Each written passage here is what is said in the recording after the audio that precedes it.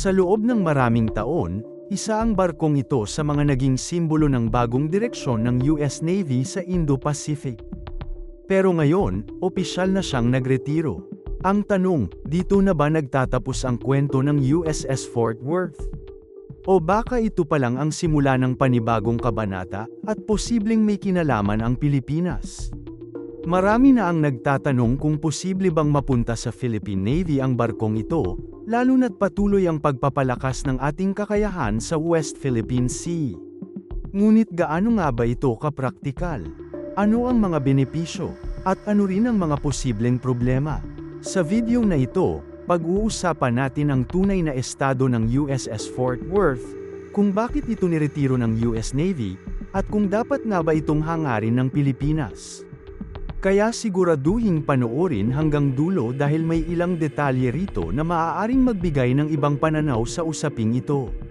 Opisyal nang isinagawa ng US Navy ang decommissioning ceremony ng USS Fort Worth noong Hulyo 20, 2026 sa San Diego, California. Isa itong Freedom-class Littoral Combat Ship o LCS na unang nakomisyon noong taong 2012. Sa loob ng halos 14 na taon ng serbisyo, nakapag-deploy ito sa Indo-Pacific at naging bahagi ng iba't ibang maritime operations ng Amerika sa rehiyon. Bagamat maituturing pangbata kumpara sa ibang warship na umaabot ng 30 hanggang 40 taon bago magretiro, maagang tinapos ng US Navy ang serbisyo ng USS Fort Worth. At dito nagsisimula ang malaking tanong. Bakit nga ba niretiro agad ang isang barkong hindi pa ganoon katanda? Ang sagot ay may kaugnayan sa buong Littoral Combat Ship Program. Noong unang inilunsad ang programang ito, malaki ang inaasahan ng Amerika.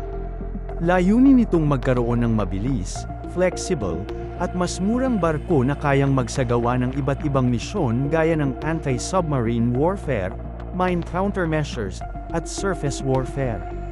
Ngunit habang tumatagal, maraming hamon ang lumitaw. Isa sa pinakamalaking isyu ay ang maintenance. Naging komplikado ang pagpapanatili ng Freedom Class dahil sa kombinasyon ng high-speed propulsion system nito at ng iba't ibang technical issues na paulit-ulit na lumabas sa operasyon. Bukod dito, nagbago rin ang strategic priorities ng US Navy. Mas nakatuon na ngayon ang Amerika sa mga mas malalaking multi-mission combatants gaya ng Arleigh Burke destroyers, Constellation-class frigates, at sa susunod na henerasyon ng unmanned naval systems.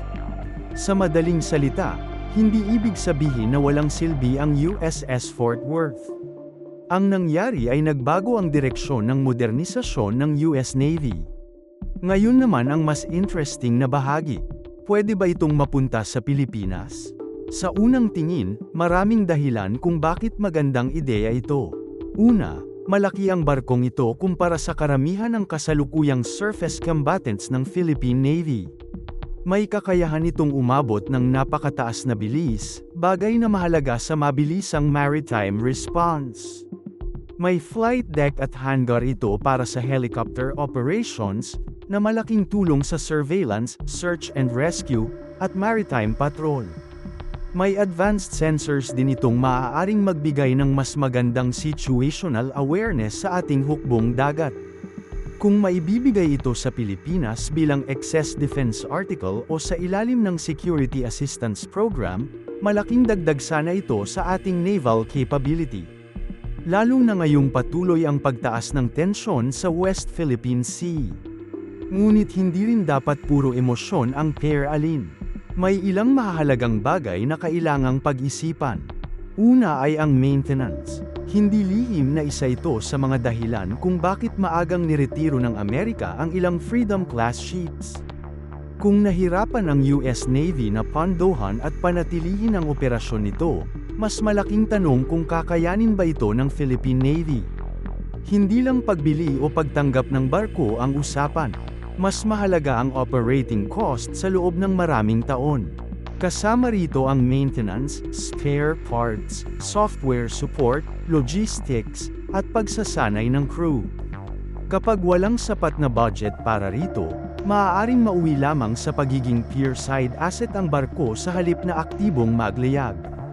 May isa pang aspeto, ang armament. Sa kasalukuyang configuration ng maraming Freedom-class ships na maagang niretiro, hindi lahat ay kumpleto sa mas advanced na missile systems na inaasahan ng publiko. Kung sakaling ililipat ito sa Pilipinas, maaaring kailanganin pa itong i-upgrade. At ang modernization package na yun ay maaaring umabot sa napakalaking halaga.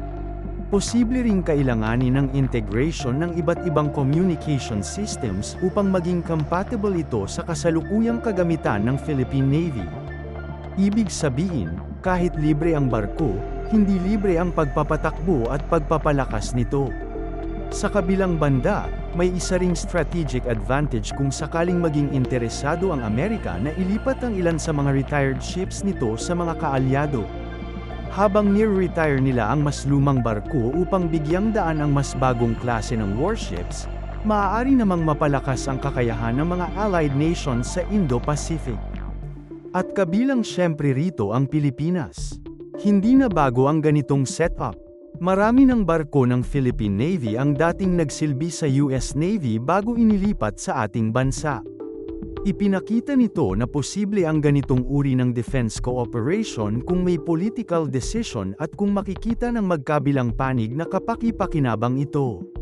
Gayunpaman, dapat ding tandaan na wala pang opisyal na pahayag mula sa US government o sa Philippine government na nagsasabing ililipat ang USS Fort Worth sa Pilipinas. Sa ngayon, nananatili itong isang posibilidad na pinag-uusapan lamang ng maraming defense observers at enthusiasts. Ngunit hindi may kakaila na habang lumalalim ang defense cooperation ng dalawang bansa, mas maraming ganitong usapin ang natural na lumalabas. Lalo na ngayong aktibo ang Mutual Defense Treaty, lumalawak ang balikatan exercises, at patuloy ang iba't ibang security initiatives sa Indo-Pacific. Kung susuriin natin ng mabuti, ang tunay na tanong ay hindi lamang kung gusto ba nating magkaroon ng USS Fort Worth. Ang mas mahalagang tanong ay, handa na ba ang Pilipinas na suportahan ang isang barkong may ganitong antas ng teknolohiya at maintenance requirements? Kung oo ang sagot, maaari itong maging malaking tulong sa pagpapalawak ng kakayahan ng Philippine Navy habang hinihintay ang pagdating ng mga bagong frigates, offshore patrol vessels, at iba pang modernong barko sa ilalim ng ReHorizon Modernization Program. Kung hindi naman, baka mas makabubuting ituon ng limitadong pondo sa pagbili ng mga bagong barkong mas angkop sa ating operational requirements at mas mababa ang maintenance cost. Sa huli, ang pagreretiro ng USS Fort Worth ay hindi lamang pagtatapos ng serbisyo ng isang barko. Isa rin itong paalala kung paano patuloy na nagbabago ang modernong naval warfare. Habang ang Amerika ay lumilipat sa susunod na henerasyon ng mga barkong pandigma, patuloy namang naghahanap ang mga bansang tulad ng Pilipinas ng pinakamainam na paraan upang mapalakas ang kanilang depensa. Kung sakaling magkaroon ng pagkakataon ang Pilipinas na makuha ang USS Fort Worth, dapat itong pag-aralan ng mabuti, hindi lamang batay sa emosyon o kagustuhan, kundi batay sa pangmatagalang kakayahang pondohan, panatilihin, at epektibong gamitin ang barko. Dahil sa modernong hukbong dagat, hindi sapat na magkaroon lamang ng malaking barko. Ang tunay na sukatan ng lakas ay kung kaya mo itong panatilihing handang lumaban anumang oras. Kung kayo ang tatanungin, dapat bang subukan ng Pilipinas na kunin ang USS Fort Worth kung ito ay ialok ng Estados Unidos? O mas mainam bang ituon ang pondo sa mga bagong barkong idinisenyo para sa pangmatagalang pangangailangan ng Philippine Navy? Ibahagi ang inyong opinyon sa comment section, at kung gusto ninyo ng mas marami pang update at analysis tungkol sa Philippine Defense Modernization, huwag kalimutang i-like ang video, mag-subscribe, at i-click ang notification bell para hindi kayo mahuli sa ating mga susunod na balita at pagsusuri.